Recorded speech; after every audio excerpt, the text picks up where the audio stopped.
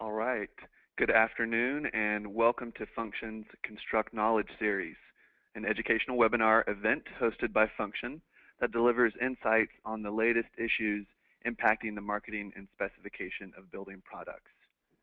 I'm Ted Heddick. I'll be moderating this second part of our spring edition called Transparency to Specification, Translating Sustainable Product Claims. Transparency to Specification is a webinar covering how emerging trends such as environmental product declarations and life cycle analysis impact product specification. The discussion features perspectives and insights from a diverse group of industry professionals who are experts in their respective fields. We ran short on time during part one, so we will be having a Q&A with the panelists at the end of this webinar. So please submit any questions you have. The recording from part one is available on our website if you missed it for download, but we covered environmental product declarations, life cycle analysis, embodied energy, carbon footprints, and more. To submit questions, simply use the question function through the GoToWebinar app, or you can submit through Twitter using the hashtag FunctionWebinar.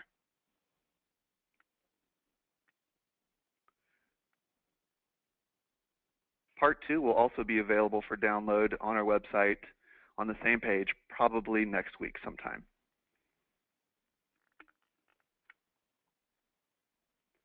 So here's an overview of part two. We'll be discussing how EPDs interact with LEED, EPDs and third-party verifications, EPDs and industry standards and regulations, green product certifications, and greenwashing.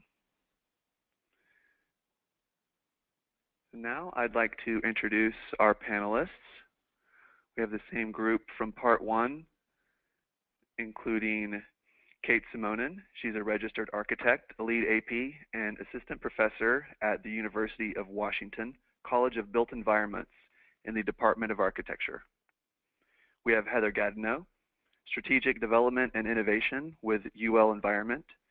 Heather's a lead AP and GRI certified sustainability reporter. Francesca Desmarais, she's a research associate with Architecture 2030 and the director of the 2030 Challenge for Products. And we have Derek Teal, who is the editor of Environmental Design and Construction, which is the official magazine for LEED professionals. So let's go ahead and continue the conversation.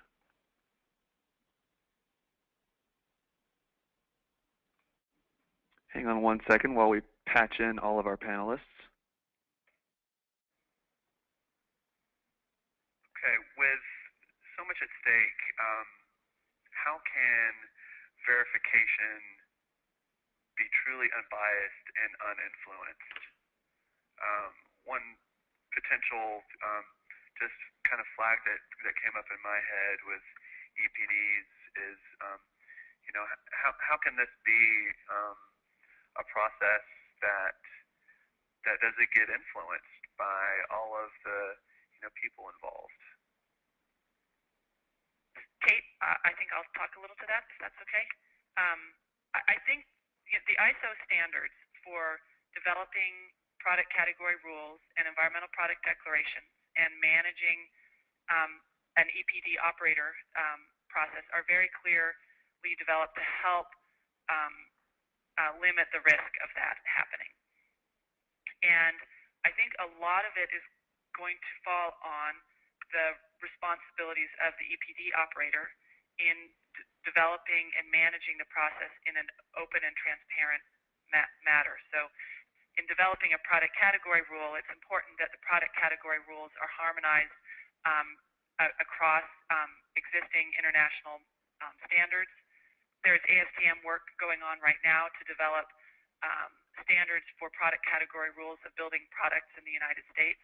So an EPD operator who makes sure that the open comment period for product category rules is managed effectively will ensure that there are good comments, diverse comments put into the development of those product category rules, and a reputable program operator then will be verifying those EPDs and have a brand to maintain. So an EPD product or operator is in a lot of ways like an accounting verifier. I'm not sure if that's the right term. But when you do, and this is environmental accounting versus economic accounting. We trust people to do their economic accounting correctly, and they do get, auditing. Is that correct? Right? Mm-hmm. Economic accounting gets audited by external auditors. Sometimes people lie in their economic accounting, and they lose their reputation. Same thing would happen in environmental accounting. Okay. Okay, yeah, that makes sense. Thanks, Kate. So the EPD operator would be sort of tasked to go in and make sure that manufacturers are complying with the third-party verification. Well, the role of the Environmental Product Declaration Program Operator, such as UL Environment, the role is really to ensure that there's something called Program Operator Rules developed for the open governance and transparent governance of that EPD program, and also to ensure that the program is run against those Program Operator rules and then run in accordance with ISO 14025. So part of those standards within ISO 14025, as Kate was mentioning, EPD harmonization is a huge component of that. We're working actively on global harmonization as well. So in addition to the ASTM standard that's being worked on, there's actually already a document that's been released through CEN in Europe called, I don't know the reference number, what is it, 16804. So there's a lot of activity going on globally right now that will pull and tie all of these disparate efforts, global efforts for creating environmental product declarations together. And the program operator responsibility is not only to ensure that the EPD itself is credible, that the life cycle assessment has been verified in accordance with ISO 14025 and program operator rules, and that the EPD has been verified against the PCR, but also to ensure that this global harmonization is becoming a reality. Because if we have EPDs here that can't be used in Europe, then what's the point of creating them? Manufacturers are going to have to comply with 15 different systems around the world. So I think that's something that's really important to consider. And then also just the governance of the program, making sure that life cycle assessment protocols are being followed, making sure that the product category rules are being followed, making sure that PCRs are developed in a credible way. ISO is a guideline. It's not a regulation. So it's up to the program operator to ensure that that guideline is being followed. And the rigor of the program operator really determines the credibility of the PCR and the credibility of the EPD. Okay, that's great. Thanks. All right. How do EPDs and LCAs affect LEED certification and LEED credits? How is EPD and LCA going to come into play with LEED? Kate, did you want to answer this one? Okay. I guess the answer is that right now it is evolving. So as in the draft form of LEED, there are credits related to using products or a certain percentage of products that have environmental product declarations, so rewarding transparency. So what we originally saw, that was the first integration of EPDs into LEED. This was with the release of Pilot Credit 43. And Pilot Credit 43 essentially had two paths to achieving this pilot credit. The first was through third-party certification, and then the second path was through environmental product declarations. So products that actually could demonstrate that they had a third-party certified environmental product declaration could contribute to this pilot credit at up to 200% of the total value of the product itself. Now what we're seeing is an actual full credit. I think it's called material assessment and disclosure at this point. I guarantee you that will change, but we're still in the draft phase. And in that material assessment and disclosure credit, essentially what has happened is that it's evolved from Pilot Credit 43. That second column in Pilot Credit 43 has now been broken out into a specific credit focusing on environmental product declarations. So manufacturers that have third-party certified environmental product declarations again, third-party certified by a program operator, disclosing information against EN 15804 will contribute to that credit, in theory, if it passes the way it is. That credit also has two different alternative assessment routes. So one is looking at recycled content and recyclability of products, and the second is looking at, I think, local and regional aspects of product production. So we're definitely seeing an evolution of a LEED rating system to include more information about material disclosure, material transparency, and disclosure of items such as carbon footprint through the use of EPDs. This is not only happening here, but also globally. So right now we're looking at different green building councils throughout the world, USGBC India, USGBC Italia. They're also looking at incorporating EPDs based upon what USGBC National has done here. Okay, great. Let's stick on LEED for a second. And you kind of talked about this already, Heather, just now. But I guess kind of EPDs aside, how has the evolution of LEED, in your opinion, how has it impacted building products, both on the manufacturing side and on the specification side?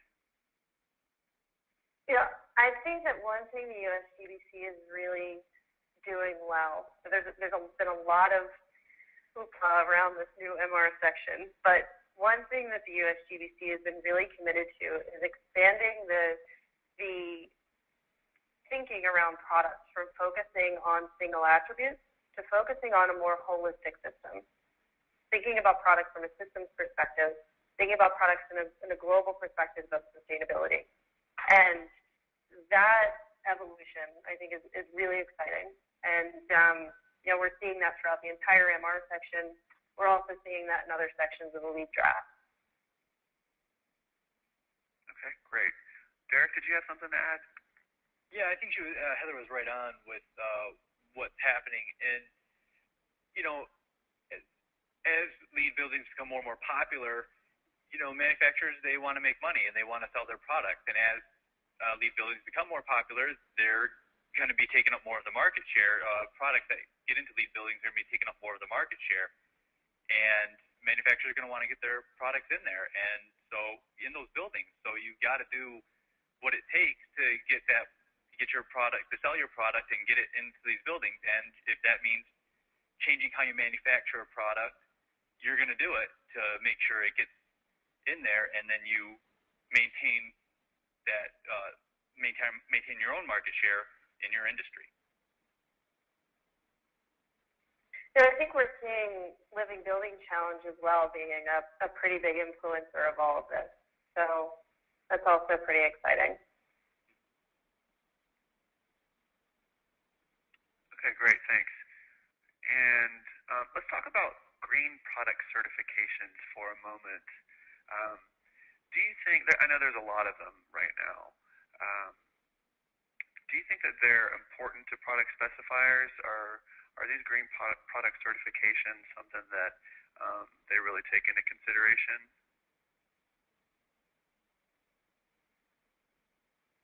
This is Heather. I really think they are, and I think that specifiers do actively use them, particularly the more popular ones like GreenGuard for indoor air quality or the CRI program for carpet. There's been a lot of use of these certifications to denote, again, this quick preference of environmental preferability. And that's something that an EPD is not going to replace. If you want to write into a spec and have specific information about a product, again, just an example, indoor environmental quality, then GreenGuard or any other indoor air quality certification is really going to be the tool that you're going to want to use to get that specific attribute across.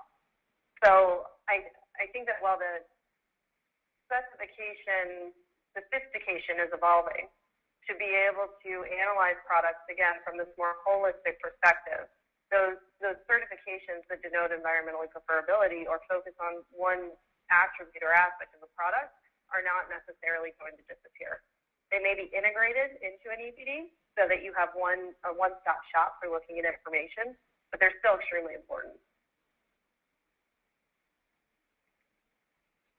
Okay. Anyone else? Yeah, just sort of, I don't know that when an architect or a specifier is communicating with his or her client, I don't know that the client is necessarily going to be an expert in the industry and be able to, while they're, having seen a few EPDs, they're not exactly difficult to understand, but I think saying something like a third-party certified standard like GreenGuard is a lot more, or Energy Star is a lot more recognizable, and immediately, and you can get an immediate response from a client as opposed to presenting them with an EPD that they might look at and not know where to begin, but reading it. But if you say it's GreenGuard certified, does it meet your IAQ standards? Does this meet your IAQ standards? Is GreenGuard certified?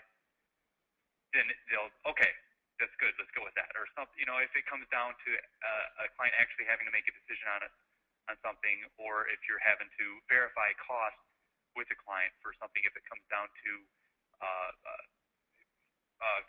construction costs or something like that. Yeah, that's a good point. So those green standards or certifications are providing the interpretation of the data.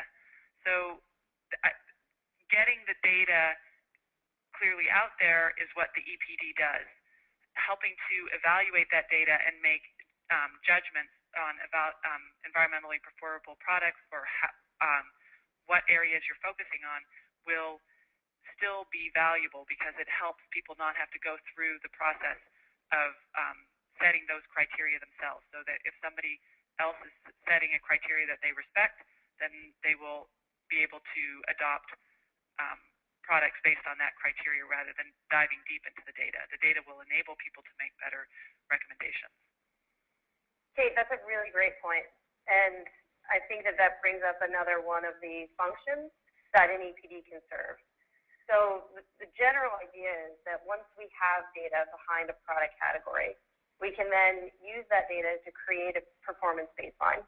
And that performance baseline can influence Type 1 certification. So the Type 1 certification is a multi-attribute certification that denotes a product's environmental preferability based upon life cycle thinking. And one of the main tenets of the Type 1 certification is that it focuses on looking at a life cycle assessment and using a baseline to understand your performance threshold, so that you can actually determine which products are environmentally preferable and which products are not. So as Kate said, once we have this data, then we can actually improve the Type 1 certifications, or these seal of approvals that we're currently using. And that's really the goal of the 2030 Challenge for Products, is to specifically use the data presented in EPDs to better inform the preferencing of low-carbon products, and in sort of reducing the carbon impact from building products in the building sector. So it's so key to get that data out there first. Okay, that's great. Thanks, everyone. My next question is, there's a lot of them out there, which green product certifications are the most influential to architects and specifiers? Derek, did you want to start with that one? Sure. Mentioned a couple earlier. Heather, I was also mentioned to her, was it Kate? GreenGuard, CRI, Energy Star, FSC, WaterSense, Green Spec. I think there's Floor Score is also another popular one. Green Seal. Those are the ones that immediately come to mind. All right. Heather, did you have anything to add? I think that pretty much covers it. Okay. I'm a little biased too, so maybe I'll refrain from answering that one. No. Okay. My next question is, do EPDs simplify labels and certifications? Why or why not? So there are probably it's more information on the label, but it would simplify interpretation of that information, because you could go back and understand you could look at an EPD, and if you're curious about what was included in that Reporting, you could go back and look at the product category rule and understand how that EPD was generated. So it simplifies the understanding and interpretation of reported information. That's perfect. Did anyone else have anything to add? I wouldn't necessarily lump EPD and simple in the same bucket. Yeah. They're pretty complex documents. And it definitely takes a trained individual to understand how to use them. I think that we'll get to the point where they're simplified, but as of now, I wouldn't put those two words in the same sentence. I think that the EPD information can be used to simplify, to create, the EPD information can be used to create simplified labels that denote environmental preferability. But if the EPD is not going to necessarily simplify labeling. Okay, good answers. And yeah, I agree. I think with anything so new and potentially complex, there's definitely going to be a learning curve. Okay, just a few more questions. Does the trend toward transparency, talking about being very clear on your manufacturing processes and what goes into a product, does this trend towards transparency signal the end for products that aren't sustainably manufactured? Francesca, would you like to answer that? Sure. So I think this trend towards transparency has been gaining momentum for a very long time. And EPDs and greater product transparency certainly accelerate this momentum, but ultimately it comes down to how this information is used. Having the data is one thing, but being able to correctly understand it and correctly read it, and then, again, using that data to maybe do more type 1 labels or product preferential systems. Using that data is going to be key to driving the market towards sustainably manufactured building products. So EPDs are a great step in the right direction, but we still need to have wider proliferation of EPDs and a better understanding of how to use them and a very well-educated building sector. Derek, did you have anything to add on that? Yeah, basically the same thing that Francesca just said, except green sustainable construction is still a relatively small percentage of the overall construction going on in North America, and it is a good step in the right direction, but I don't know if that necessarily means it's going to be transparency is going to be the end of products that are not sustainably manufactured. And I think you could argue that really no products are being manufactured in a truly sustainable way right now. And so I think that improving transparency and motivating towards a full life cycle understanding of a product from manufacturing through use to disposal will help identify that the trade-offs that are made in the different phases of a life cycle and where it is more important to focus on a process improvement and where it is less important to do so. So there is a constant pushback and forth between the in-use performance benefits versus the potential manufacturing challenges. And so having a full life cycle understanding and reporting of the data helps to balance those things. So I think it helps us move towards a more sophisticated understanding of what it might mean to be having truly sustainable building products and construction. Okay, great. Thanks, Kate. Yeah, I couldn't agree more with what everybody just said, and this is definitely a topic that my friends and colleagues and I sit around discussing, philosophizing about. At the end of the day, we always come to the conclusion that having more information is better.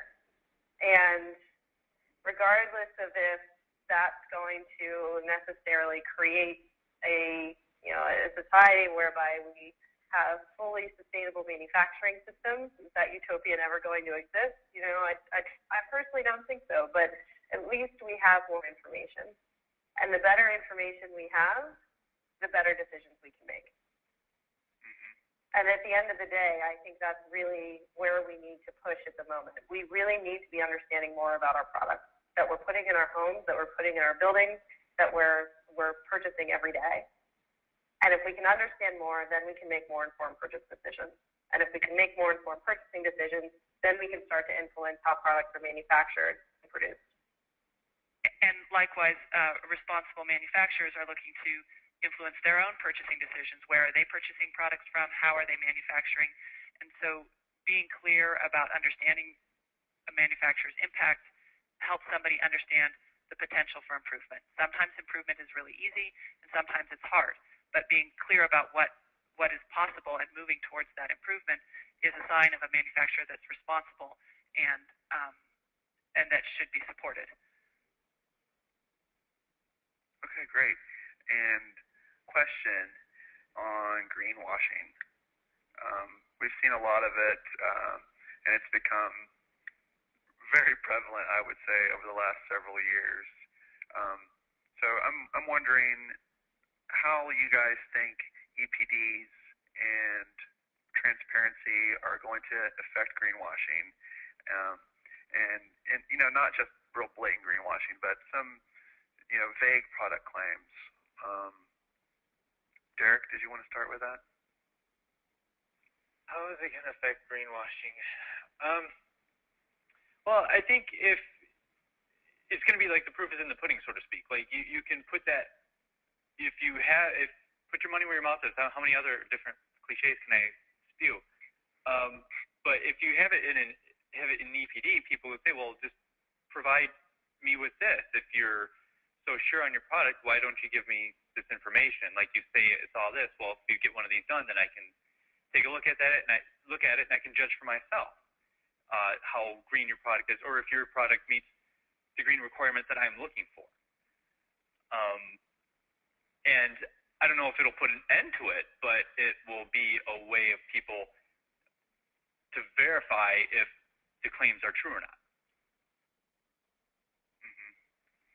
Yeah, and it would obviously be a very risky move for a manufacturer to continue a misleading claim and then put contradictory information out there in an EPD for their product. Did anyone else have anything to add? Well, this is Kate. I would say that is one of the primary ways that data can be presented in a way that can be seen as greenwashing is by selecting how you report the data in such a way that your product is favorable. So in doing a life cycle assessment, there are decisions that have to get made. And if those decisions aren't made in a consistent way, each manufacturer could make their choices based on making their product look preferable. That is what the product category rules do, is they make the rules about how the life cycle assessment should be done so that all of those assumptions are the same. And that, I think, will help manufacturers not be tempted to make the choices that make their products look preferable. And you really can't blame people from wanting to focus on the benefits of their own product. So environmental product declarations do help remove some of the temptations by making standardized methodologies on how to report data. Excellent. Thanks, Kate. I did have one follow-up question to a term that was brought up several times earlier. I'd like to come back to it, and I don't remember exactly what it was. Stage 1 or Class 1 part of an EPD? Oh, Type 1, Type 2, and Type 3 labels. Is that what you're asking? Yes. Could you explain the difference between the Type 1, Type 2, and Type 3 labels? Sure. So under ISO 1420, the 14020 series, there are 3 types of environmental labels that are specifically, or that ISO specifically provides guidance on. The first type is a Type 1, and that Type 1 is your seal of approval type of label. It's a multi-attribute assessment, based upon multi-attribute criteria that looks at a product over the full life cycle. And traditionally, there's also a performance baseline that label is based upon. So you can denote, like I said, environmental preferability within a product category. Typically, examples of this are DO Environment Sustainable Product Certification label. Green Seal is a really great example of a Type 1 label. Eco Logo has Type 1 labels as well. Type 2 refers to a manufacturer-based claim, and the ISO guidelines for Type 2 labels, or Type 2 claims, I should say, not really a label. It's not like you get a seal of approval, but the ISO guidelines for Type 2 claims lay out specific guidance parameters for things like calculating recycled content, for example. So if a manufacturer wanted to report recycled content in their product, they would use this calculation method to actually calculate the total amount of recycled content. Oftentimes, certification bodies will verify those types of claims as well. And then Type 3, which is ISO 14025, is the guidance document that covers the creation of the environmental product declarations. So the EPD is the Type 3 label, if you want to call it that. Excellent. Thank you, Heather. And thanks to all of our panelists. Great information. I really appreciate you taking the time to join us and shed some light on this topic. And now I'd like to go ahead and open it up for a little Q&A session with our panelists while we still have them. So don't be shy. Please submit some questions. We have a few. I'd like to start with, from part one, if we can. I'll start with Heather, if you can speak to this one. How will the delay of releasing the new lead system affect the adoption of EPDs? Hi, everybody. Thanks again for having me on this webinar. I do think that we're going to see, a bit of delay from manufacturers that were originally going to pursue creating EPDs this year, but we're actually not seeing a lot of it. And I think that's being driven by the fact that a lot of manufacturers that were already committing to producing EPDs or committing to exploring producing EPDs are doing it more to take a leadership position. And we're also seeing the architecture and design firms that were using, or are, I should say, using this type of information, then users who are using this type of information from environmental product declarations, staying the course. So while we do have, a bit of a transition period while Lead v4 is developed and released, there's still that demand in the market that is requesting information like carbon, footprint of products and other specific environmental attributes in a fully transparent, disclosed manner. In addition, we're not seeing any global demands changing. So those manufacturers that are dealing with the global marketplace are still needing to meet the needs of various other green building programs around the world and other procurement policies from cities like NASDAQ, for example. Okay, very good. Kate, did you want to add anything? Nope, I agree with Heather. Okay, perfect. And here's an interesting question. This is kind of challenging. I'm not sure how you guys are going to respond to this one, but what material would be considered the most environmentally friendly? I'm not sure there's an answer to that, but if you have one. I'll take it. This is Kate. I think there's been a lot of effort of trying to use life cycle assessment to demonstrate that one material is better than another. So most notably in structural materials, comparing a wood to a concrete house or a steel to a concrete office building, and trying to come to a conclusion that one is better than the other. And an interesting result of all of these different studies is, depending on the boundaries of the study, the results come out differently. And so environmental product declarations are not formulated to be able to tell whether or not wood is better than concrete per se. Generally they're providing cradle to gate information if we're looking at materials. So cradle to gate of a glue laminated beam or cradle to gate of a cubic yard of concrete. And a glue laminated beam cannot be compared to a cubic yard of concrete because they are not the same thing. So in life cycle assessment, use the term functional unit or functional equivalent. So we would need to be looking at functional equivalences between floors, for example, to compare a concrete floor to a wood floor. And the environmental product declaration will not tell you that one is better than the other, but rather be able to give you information in which you could assess a comprehensive system based on different materials.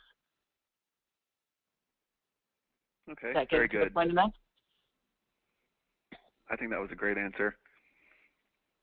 All right, we have one more from the first session that I'd like to address now, and that is, where would you rank product performance and longevity among attributes of a sustainable product? So this is Heather. I'll take a first stab, and then Kate, I'm sure you have some thoughts on this as well. But you know, when looking at a product from a sustainability perspective, it's not enough just to look at one aspect or one attribute of that product in a silo, unless you have a specific reason for doing so. So if one of the projects is that you want healthier indoor air quality, you might put a higher emphasis on products that are low zero VOC, for example. But looking at a product from a holistic lens of sustainability, you really need to take into consideration multiple attributes, of which durability and performance is one of them. I mean, at the end of the day, if you have a quote-unquote greener product, right, there's no true green product out there. If you have a greener product or a better product, if it doesn't perform and it doesn't last, then is that really a sustainable product? Is it really a greener product? You know, it's almost like there shouldn't be a differentiation between those two things. Performance and durability is an aspect that should be equally weighted and taken into consideration when looking at a product from a holistic lens. So yes, I agree, and I would add to that environmental product declarations, some include information about durability and longevity, and some do not. So it depends on how the product category rule was set up and how the product category, the importance of that issue in a specific product category. So if you're reporting the environmental footprint of a glue laminated beam, the assumption is different manufacturers should have the same performance criteria. So within the product category rule would be ASTM standards about the durability of the glue systems or waterproofing assemblies. So they're attempting to be comparing apples to apples, but something like floor systems flooring might have a wider variety of durability in amongst different manufacturers. And so in order to use life cycle assessment data, there needs to be an interpretation and understanding of those issues in order to make a comprehensive life cycle assessment. You should also consider whether or not people are going to tear things out on their own, whether or not they've worn out. Okay, that's a good point. All right. Here's one that just came through from one of our attendees. And I think we actually did talk a little bit about this during part one, but maybe we can just kind of recap a little bit of what we discussed previously. Where are we right now with EPDs? How is the building industry using EPDs currently? Are they using it in their projects? Are they just gathering them? Are they compiling EPDs? Or are they including these requirements in a spec?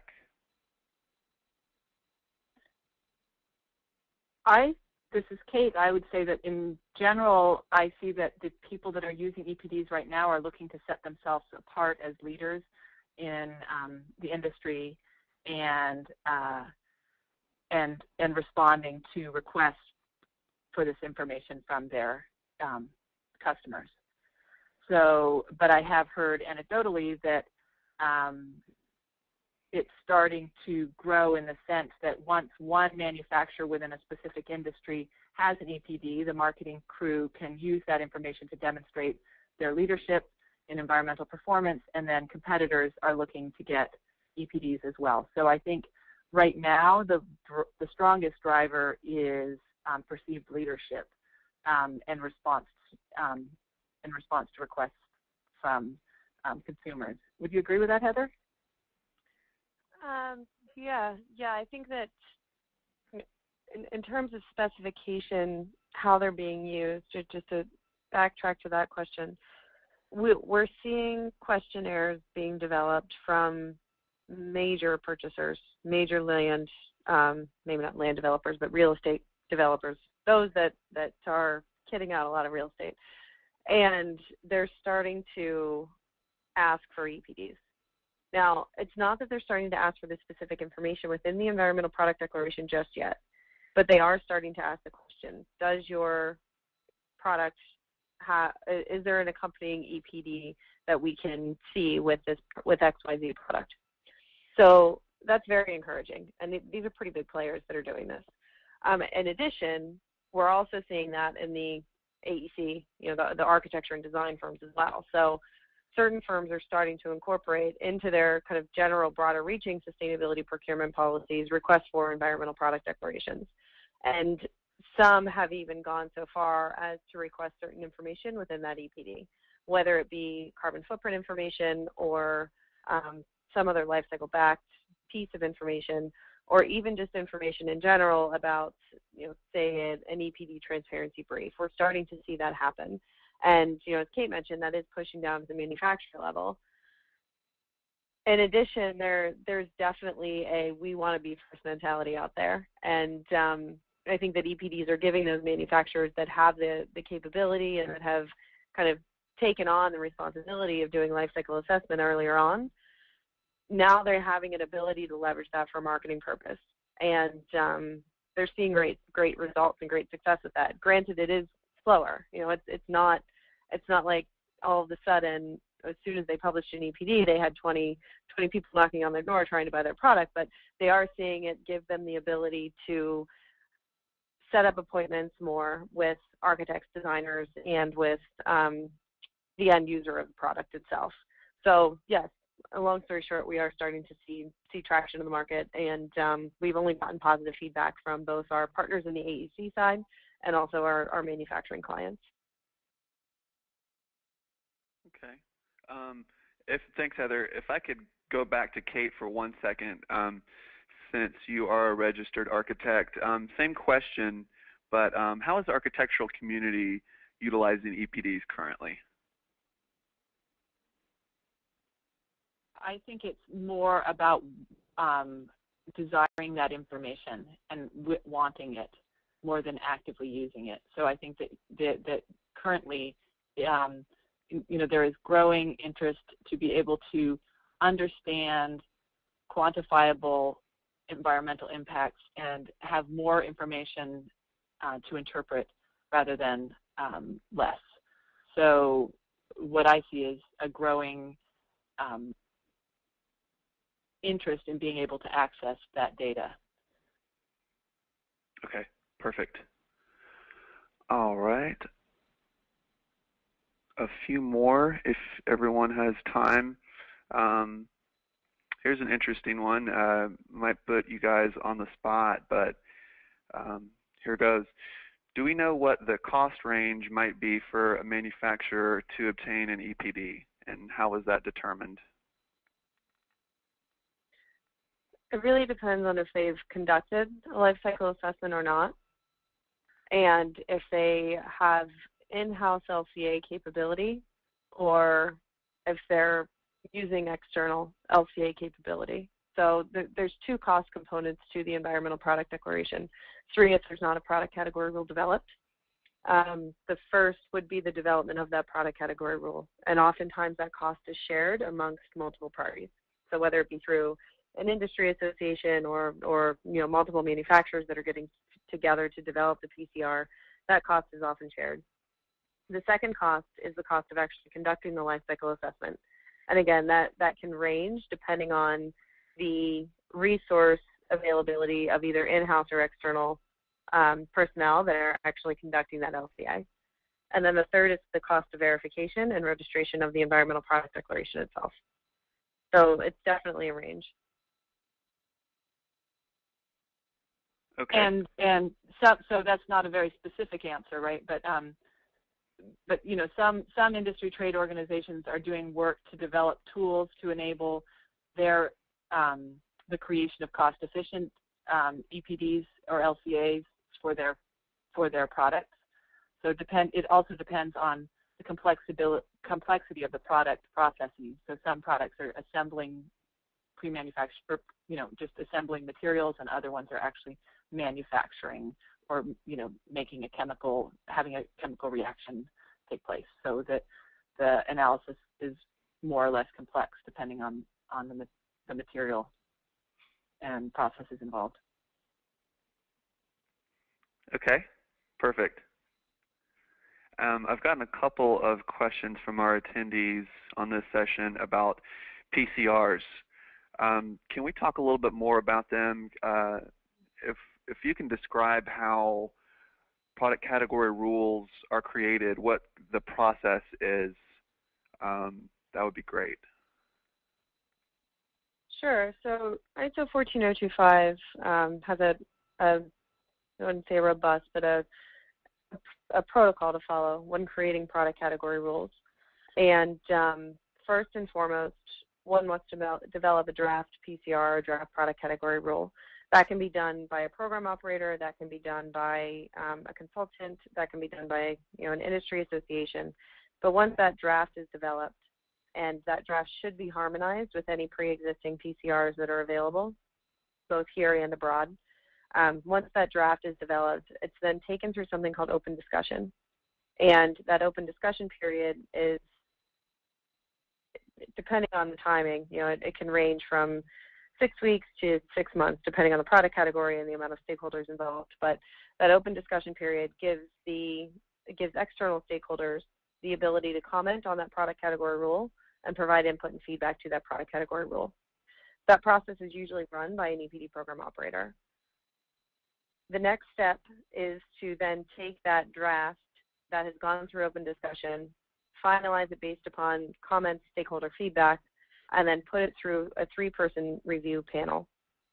And that 3-person review panel can consist of a life cycle assessment practitioner, usually consists of somebody who really knows the product category well, and then somebody who's familiar with ISO 14025 and creation of environmental product declarations. So either, you know, somebody from academia, somebody from, you know, industry, it just depends upon that product category as well. And then from there, it's registered by a program operator, an EPD program operator for use. And once it's registered for use, it can be used publicly. And so, for example, I've been working to develop, help develop product category rules for ready-mix concrete. And that effort both is involved in understanding the impacts of the materials that go into concrete, but it's also been trying to understand what's the appropriate method of allocating environmental impacts across multiple different industries and addressing U.S.-specific requirements. So there's an existing product category rule for concrete that was done in Europe, and it was very general. And the product category rule that we're developing for the United States is trying to be more specific and addressing things like ground granulated blast furnace slag is used as a cementitious material. Blast furnace slag comes from the production of steel, and it is originally considered a waste product from steel that gets ground and granulated and used as a cementitious material. Should the environmental impacts related to the original steel production be allocated to the GGBFS, or should the environmental impacts of steel production all remain towards steel and that the impacts related to GGBFS original production be considered zero, and that it's a waste product? So some of the part of the work of the PCR development is, I believe, will become more standardized as a standard such as the ASTM standard for product category rules of building products gets formalized, a lot of those decisions that we've had to work through should be able to be formalized in a national consensus standard, and so that the PCR for an individual product is more about looking into the unique manufacturing conditions of that product or the use phase implications. So, for example, the PCR that's being developed for Windows right now is spending a lot of time figuring out the appropriate way of modeling use phase impacts of Windows, and so that the EPD will both report the embodied impacts as well as the use phase impacts of Windows, so users could compare both of those things. Wow. So okay. I guess my conclusion is there's a lot of technical detail stuff that gets into the PCR. That technical detail will become more and more standardized over the next few years. Okay, perfect. All right, and we are getting real close to 5 o'clock, so let me close with this. There's a few more questions that we're not going to have time to answer. I will follow up with our attendees offline to get your questions answered, but we've talked about the ISO guidelines quite a bit. So what happens when the ISO guidelines change or evolve? How is that going to affect EPDs? Is it going to completely mess the whole system up? Anyone have any thoughts on that? EPDs are already being used in Europe. The ISO standards development is dominated by European practitioners. I can't imagine that they would mess up the work that they've done. You agree, Heather? I do, yeah. I don't think it's a matter of messing up or muddling up the system, because the system is very much established. It's just new to North America. So, you know, it's really up to the program operator. It's the responsibility of the program operator to ensure that their program operator rules are in line with ISO 14025 and harmonized. And, well, not harmonized, but in line with ISO 14025. I shouldn't use that word in that context. So if there are evolutions to the standard, which there will be, it's not going to disrupt the entire program to meet the continuing needs or the continuing evolution of that standard. And as Kate mentioned, this is a global system. This is a system that's been developed and used for the past, almost 10 years. So as long as there isn't a major disruption in that global system, then we'll be fine. As long as we're keeping on top of the changes in the evolution and incorporating those as necessary, I think that we'll be fine.